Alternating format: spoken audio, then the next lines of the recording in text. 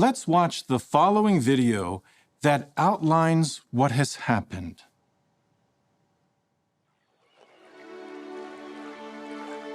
Daniel received a prophecy about the coming of two rivals, the king of the north and the king of the south. How has it been fulfilled? In the late 1800s, the German Empire became the king of the north. That government brought its power and heart against the king of the south with a large army. In fact, its navy was the second largest on earth. Who became the king of the south? The alliance between Britain and the United States. He fought during World War I with an exceedingly large and mighty army. He swept away and humbled the king of the north. But that was not the end of the king of the north. He turned his attention to and then hurled denunciations against the Holy Covenant. He removed the constant feature by limiting the freedom of God's people to preach, imprisoning many, and even killing hundreds of God's anointed ones and their fellow workers.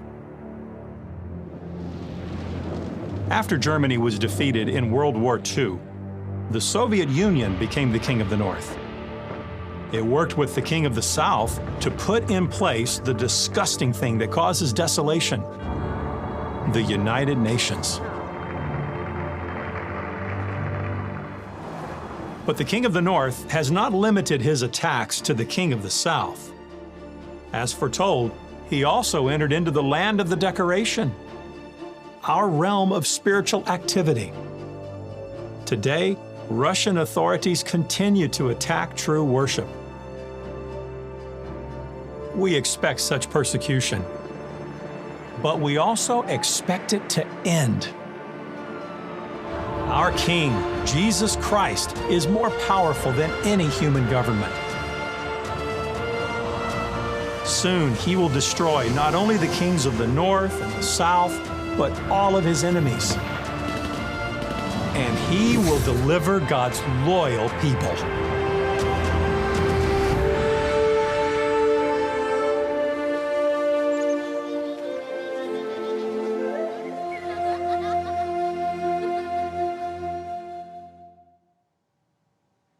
That was a powerful and touching video. Yes, I was deeply touched, powerfully touched by that video. Thank you, Ken. So we've just been watching a video segment in the May 2021 JW Broadcasting episode, which is again pushing this narrative that Daniel chapter 11 describes Jehovah's Witnesses, or specifically the way Jehovah's Witnesses would be mistreated or persecuted in the 20th and now the 21st centuries. As I've laboriously explained, Daniel 11 says no such thing. It makes perfect sense when you bring in Bible scholars and what they have to say.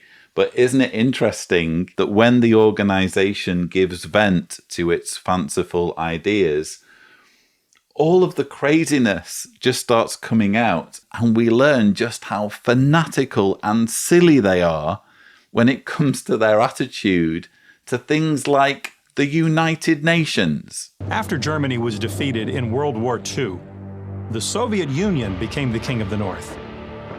It worked with the king of the south to put in place the disgusting thing that causes desolation, the United Nations. Yeah, the United Nations, which we all know as the disgusting thing that causes desolation. We're all familiar with how much desolation the United Nations is causing. Oh yeah, so much desolation. It's not like it's helping to prevent wars by bringing people together. No, apparently the United Nations is all about conquest and going on the rampage and causing things to become desolate.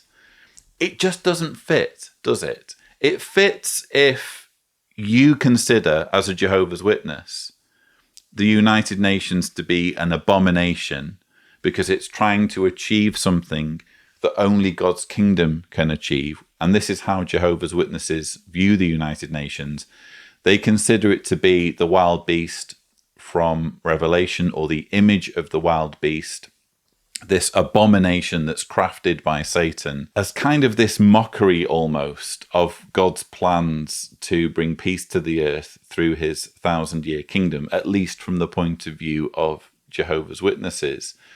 They have this awful view of the United Nations as being disgusting, which brings into question how they could be involved with the United Nations for nearly a decade. As I explain in this video, they were involved as a non-governmental organization with the United Nations, promoting in some of the organization's articles, promoting the United Nations. That was one of the things they had to do while they were in bed with the UN.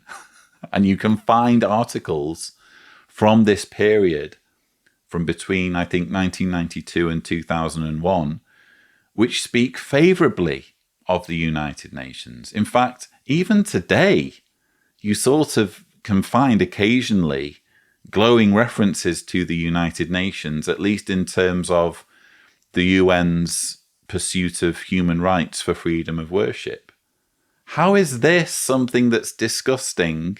How is an organization that's promoting human rights and peace and nations coming together to resolve their differences and grappling with pandemics and climate change, how is that something that causes desolation? It just doesn't fit.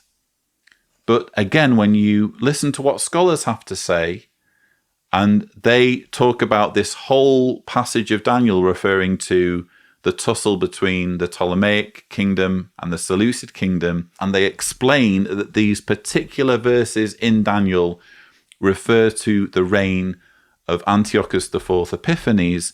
All of this makes total sense, because one thing that Antiochus IV Epiphanes did was desecrate the Jewish temple. And in that context, bringing in the disgusting thing that causes desolation, removing the continual sacrifice, that sort of language immediately makes sense. Oh yeah, it was this king that desecrated the Jewish temple and stopped the sacrifices. It's obvious. But when, again, you're in the business of shoehorning Bible prophecy into one cult's history, that's when things start to unravel. That's when you have to really bend the verses and really stretch to make them say things that they're manifestly not saying. And all of this is obvious in this incredibly culty, incredibly manipulative segment that we've just watched.